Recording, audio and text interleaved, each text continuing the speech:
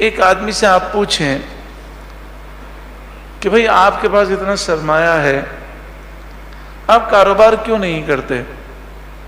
تو وہ کہتا ہے کہ میرے پاس پیسے تو ہیں لیکن کام کرنے کا کوئی راستہ مجھے نہیں مل رہا، یا مجھے کام کرنے کا ڈھنگ نہیں ہے۔ تو پھر آپ یہ پیسے انہیں دے دیں جو کام کرنا جانتے ہیں، کیونکہ اللہ تعالیٰ نے لوگ مختلف پیدا کیے۔ کسی کے پاس پیسہ ہے لیکن کام کرنے کا سلیقہ نہیں، بزنس کرنے کا ڈھنگ نہیں ہے، اور کسی کے پاس بزنس کرنے کی مہارت ہے لیکن اتنا پیسہ نہیں ہے۔ تو اگر ایک دوسرے پر ان دونوں کا اعتماد ہو تو کیا ہو؟ ایک کے پیسے ہوں گے، دوسرے کی محنت ہوگی۔ اگر 1 کروڑ روپیہ کوئی دے، تو میں نے ایک بزنس مین سے پوچھا، یہ بتائیے کہ اگر آپ 1 کروڑ روپیہ لگائیں تو سال میں آپ کتنا نفع کما سکتے ہیں؟ تو مجھے کہنے لگے 20 لاکھ 30 لاکھ 40 لاکھ بھی ہو سکتے ہیں، اور ہو سکتا ہے اچھا کام چلے تو 1 کروڑ کے 2 کروڑ بھی ہو سکتے ہیں۔ لیکن اگر یہی پیسے کوئی 1 کروڑ روپے بینک میں رکھ دے تو سال میں ملتے ہیں 7 لاکھ روپے، اور وہ حرام بھی ہے، سود بھی ہے۔ تو کیا وجہ ہے کہ اربوں پتی کھربوں پتی کاروبار میں پیسے نہیں لگا رہے، وہ بینکوں میں رکھتے ہیں اور سود لیتے ہیں؟ سود حرام ہے، حرام قطعی ہے، اور جو سود کا لینا دینا کرتا ہے اس کے لیے اللہ اور اس کے رسول کی طرف سے اعلان جنگ ہے۔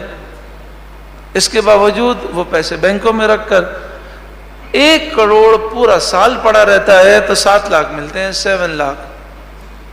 اور اگر یہی کروڑ روپے پورا سال کاروبار میں لگائیں اور اچھا کاروبار چلے تو 1 کروڑ کے وہ 50 لاکھ بھی کما سکتے ہیں، 2 کروڑ بھی کما سکتے ہیں۔ ایسا کیوں ہوتا ہے؟ ایسا اس لیے ہوتا ہے کہ آج لوگوں کو لوگوں پہ بھروسہ نہیں۔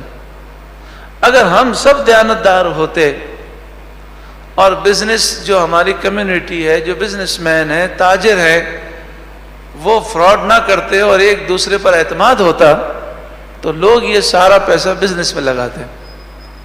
بزنس میں لگاتے تو بینکیں ویران ہو جاتی، اور جب بینک ویران ہوتے تو یہود و نصارہ تباہ و برباد ہو جاتے۔ یہ چلتے ہیں مسلمانوں کے پیسوں سے، کھربوں ڈالر مسلمانوں کے بینکوں میں، اور اس سے یہودی کما رہے ہیں، ملٹی نیشنل کمپنیاں بنا کے کما رہے ہیں۔ اچھا، جب یہ پیسے عوام میں ہوتے تو فیکٹریاں بنتی، کاروبار ہوتا، مزدوروں کو مزدوریاں ملتی، بے روزگاری ختم ہوتی۔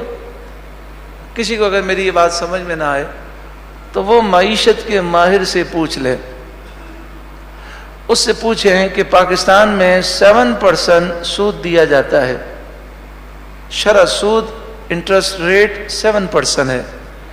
ان سے یہ پوچھئے کہ اگر یہ انٹرسٹ ریٹ کم ہو جائے تو کیا ہوگا اور بڑھ جائے تو کیا ہوگا؟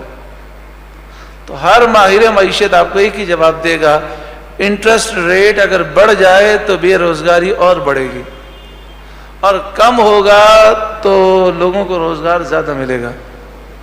آپ کہیں گے عجیب بات ہے، یعنی 7% انٹرسٹ ریٹ ہے، اگر یہ 0% ہو جائے، یعنی بینک آج اعلان کر دے کہ بھئی کسی کو بھی پیسہ رکھے گا اس کو 1 پائی بھی سود نہیں ملے گی، تو لوگ بینکوں میں پیسہ نہیں رکھیں گے، کیا کریں گے؟ کاروبار میں لگائیں گے، پھر فیکٹریاں بنیں گی، کام چلیں گے، لوگوں کو مزدوری ملے گی، اتنا کام ہوگا کہ ہمارے پاس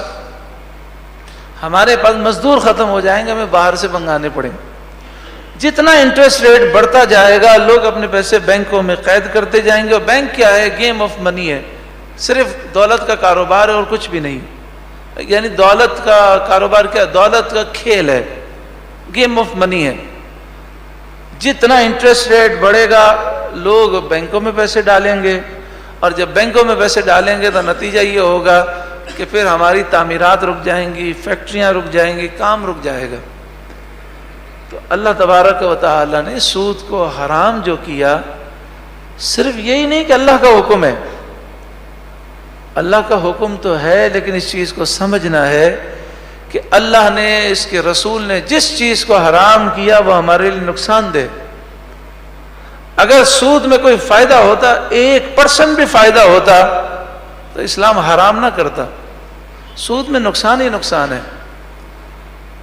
جس چیز کو اللہ نے اس کے رسول نے حلال کیا اس میں فائدہ ہے، جس کو حرام کیا اس میں نقصان ہی نقصان ہے۔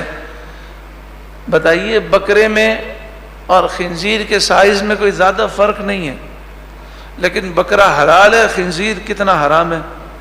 تو اس کے حرام ہونے میں ہمارے لیے حکمتیں ہیں کہ اگر ہم کھائیں گے ہمارے لیے نقصان دہ۔